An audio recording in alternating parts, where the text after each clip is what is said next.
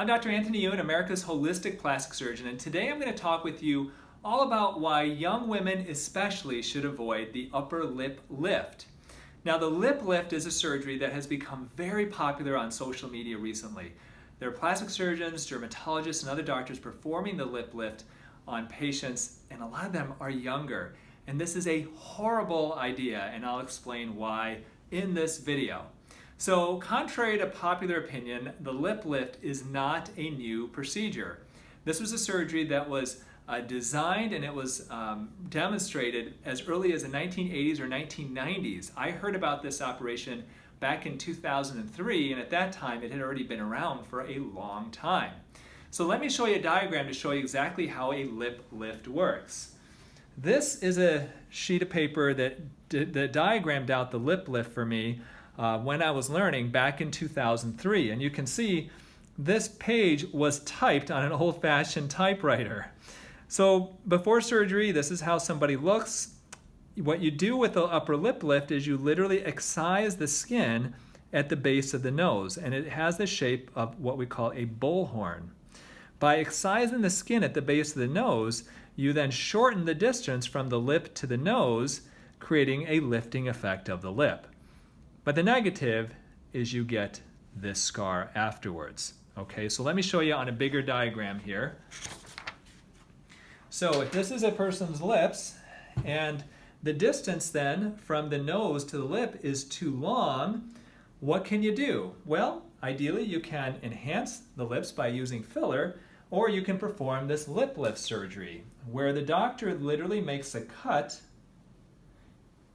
underneath the nose, and it has the shape of what we call a bullhorn, or kind of like a mustache type of a shape.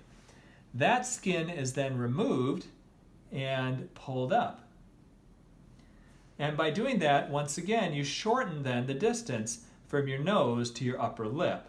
And this can cause the lip then to also evert and to make it look more youthful. The problem with this operation is cutting this skin out creates a permanent scar.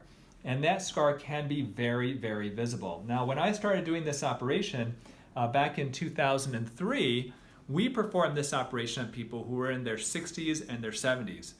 And the way I liken it to is I used to read the old Spider-Man comic books.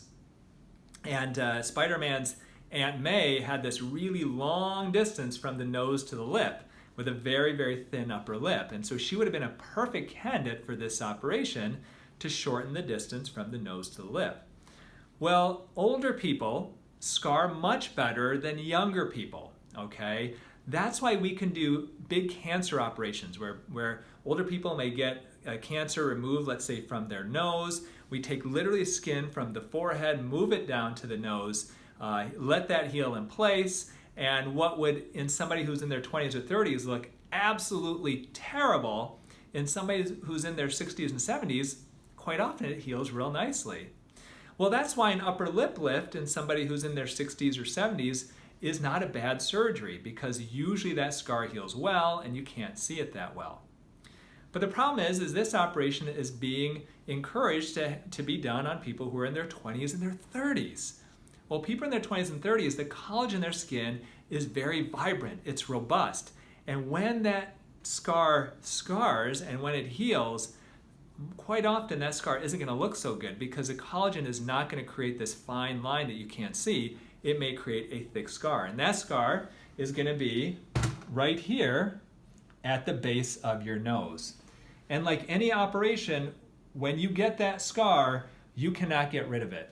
So if you're in your 20s, if you're in your 30s, and your doctor's recommending a lip lift for you, you really want to look at the before and after photographs. You want to make sure there's no makeup being used in those photos, that there's no trickery with the light, because in my practice, I would never perform that operation on somebody that young. The scar is going to be way too visible, and risk of it looking thick, and God forbid you get a keloid down here, it's a big issue. So that is why, as a board certified holistic plastic surgeon, I don't recommend the lip lift, especially in young men and women.